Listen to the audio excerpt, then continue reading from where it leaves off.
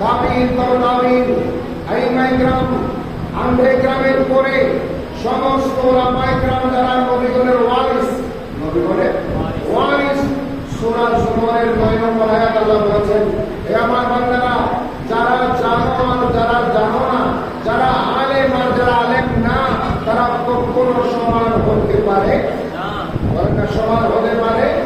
আল্লাহ বলেছেন, হাল ইয়াস্তামিল্লাযীনা ইয়ালামুন ওয়াল্লাযীনা লা ইয়ালামুন, সূরা জুমার 9 নম্বর আয়াত। বান্দারা, যারা জানে আর যারা জানে না, তারা কি সমান হয়? প্রশ্ন করেছেন কে? বলে প্রশ্ন করেছেন